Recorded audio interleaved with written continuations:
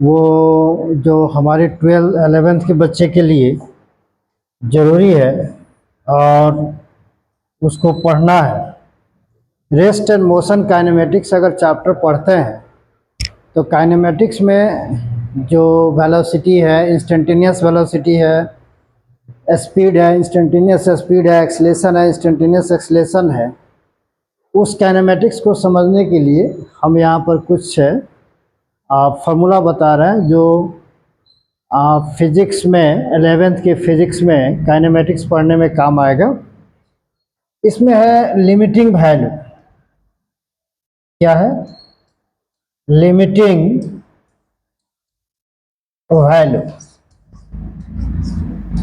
तो limiting value का मतलब होता है सीमांत मान। सीमांत मान मतलब किसी फंक्शन का सीमांत मान होता है।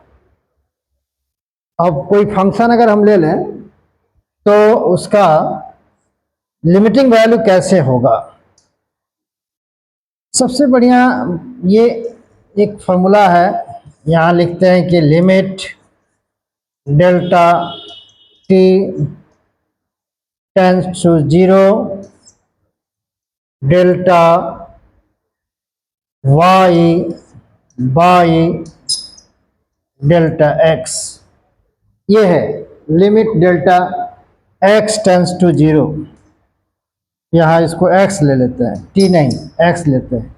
Limit delta x tends to 0 delta y by delta x is equal to dy by dx होता है। डेल्टा y और delta x change in y by change in x है, is equal to dy by dx। और dy by dx का मतलब हो गया कि ये लिमिटिंग वैल्यू है। ये dy बाई dx जो है लिमिटिंग वैल्यू है। तो यहाँ लिख सकते हैं कि here dy by dx is equal to limiting value. किसका लिमिटिंग वैल्यू है? तो limiting value of delta y by delta x। Delta y by delta x का ये कौन वैल्यू है? लिमिटिंग वैल्यू है, सीमांत मान है। यानी यहाँ लिख सकते हैं कि delta y by delta x का सीमांत मान। सीमांत मान कितना हो गया? dy by dx। तो dy बाई dx की एक और नेम है इसका। dy बाई dx को एक और नेम पढ़ते हैं, differentiation of y with respect to x।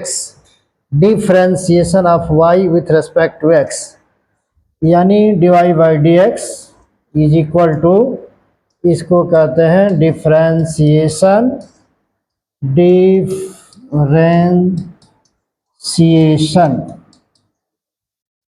Of y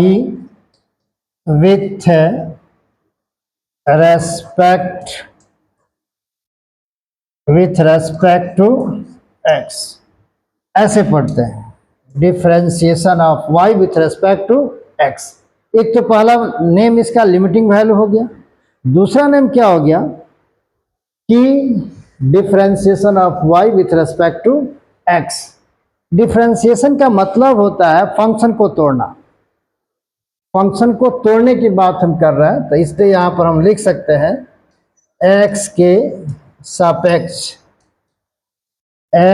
सापेक्ष y का अवकलन, इसका हिंदी हो जाता है x के सापेक्ष y का अवकलन।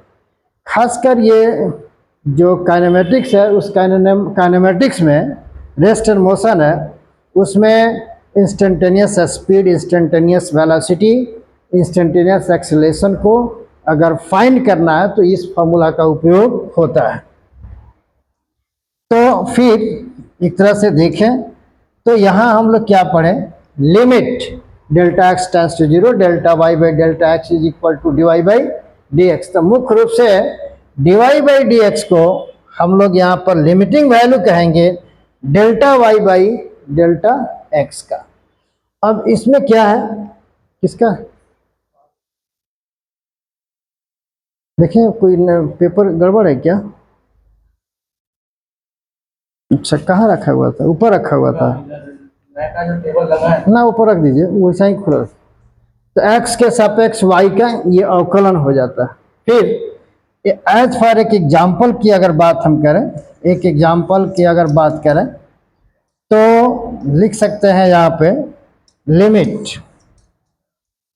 Limit delta t tends to 0, limit delta t tends to 0 delta v by delta t। तो डेल्टा भी change in velocity by time interval is equal to D V by D T. तो D V by D T जो है, ये D V by D T की अगर बात करें तो ये क्या है, पहला तो लिमिटिंग वैल्यू है, दूसरा क्या है, differentiation of velocity with respect to time.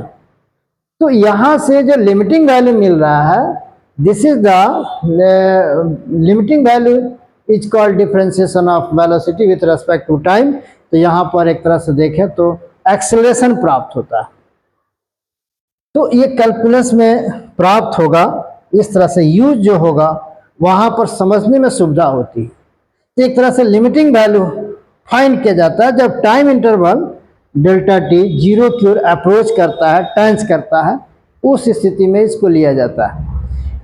आगे भी आप लिख सकते हैं कि लिमिट, कुछ और भी इसमें एग्जांपल्स आप ले सकते हैं।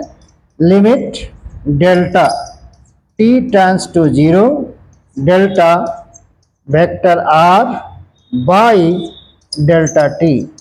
तो डेल्टा वेक्टर r क्या है, delta vector r is equal to D R vector by क्या हो जाएगा, डी टी।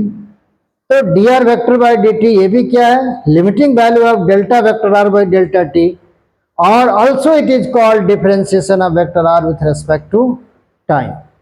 तो इस तरह से एक छोटा सा फॉर्मूला था, इसको मैंने बताया। धन्यवाद।